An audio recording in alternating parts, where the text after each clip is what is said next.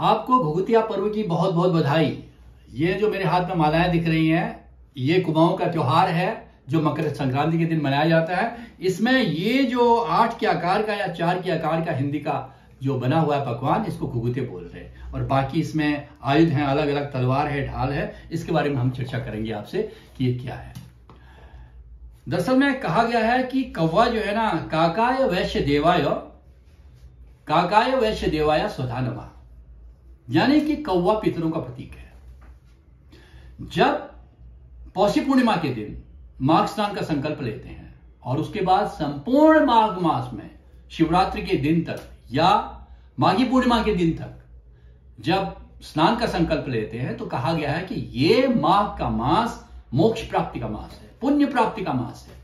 हम पुण्य प्राप्ति कर ले, हम मोक्ष प्राप्ति कर ले। हमारे पितर, जब भी कोई शुभ कार्य किया जाता है, शुभ प्राण दिया जाता है, सबसे पहले पितरों का स्मरण किया जाता है। आभ्युदयिक जिसको कहते हैं, किसी भी जब हम कोई संस्कार कहते हैं, आभ्युदयिक होते हैं, उसके बाद पुण्यावाचन होता है।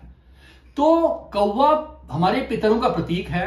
जब हमने माघ के मास में प्रवेश किया है, तो सबसे पहले अपने पितरों को काक के माध्यम से हम भोजन देते हैं और उनको अलग अलग पकवान बना के उनको देते हैं। ये इसका पहला कारण है जो मेरी सोच में आता है, जो हमें बताया गया है। दूसरा कारण जो इसका लोकोक्तियों में है, कहते हैं कि कुमाऊं के राजा कल्याण चंद, कुमाऊं के में चंद वंश की स्थापना हुई थी करीब 721 ईसा वर्ष के बाद। उससे पहले डोटी राजाओं के पास में था और तब सोमचंद राजा ने उसको जीता था। ये बद्रीधर पांडे जी के इतिहास में, जो कुमाऊं के इतिहास में इसका वर्णन है। तो उसमें एक राजा हुए कल्याण चंद, करीब 1275 से 1296 के बीच में इन्होंने शासन किया था। कहते हैं कि उनके शासन में उनकी कोई संतान नहीं थी। जब उनके कोई संतान नहीं थी, तो मंत्री चाहता था कि इनके हाथ से सत्ता अपने हाथ में ले लूं। तब किसी ने उनको बताया कि आप बागनाथ जी का पूजन करिए, बागेश्वर बागनाथ जी का पूजन करिए।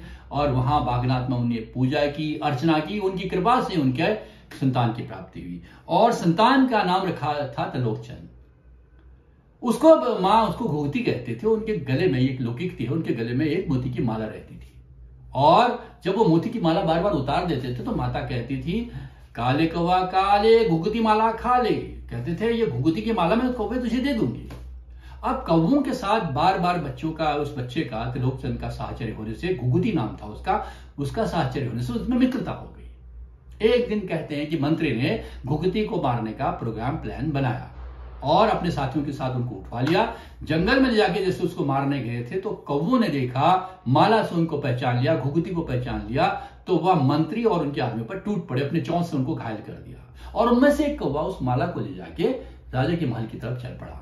और राजा के महल में किसी पेड़ के पास उसकी टहनी में जोर जोर से काऊ काऊ कहने लगा और माला उसके मुंह पे थी। रानी ने देखी, राजा ने देखी, वो समझ गए कि कौवा को उसके बारे में कुछ पता है। वहां मंत्री को और उनके साथियों को बाकी कौवों ने घायल करके भगा दिया था। अब उसके बाद वह एक डाल से दूसरे डाल से तीसरे डाल कौवा जा रहा है, उसके पीछे पीछे राजा रानी और लोग जा रहे हैं। उनको पता चल गया, बच्चा मिल गया।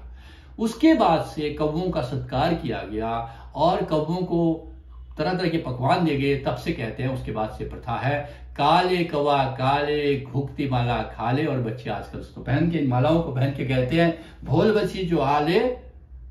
और उसके बाद क्या, काले कौवा काले पूस की रोटी खा ले कौवा पूरी मैं दे तू सुनू की छुरी। इस तरह की बातें, इस तरह के बच्चों के लिए ये हास परिहास का ये पर्व, घुघुतिया पर्व, आज कुमाऊं के जन जन में, चाहे किसी देश में हो, किसी क्षेत्र में हो, घुघुतिया पर्व को कोई नहीं भूलता।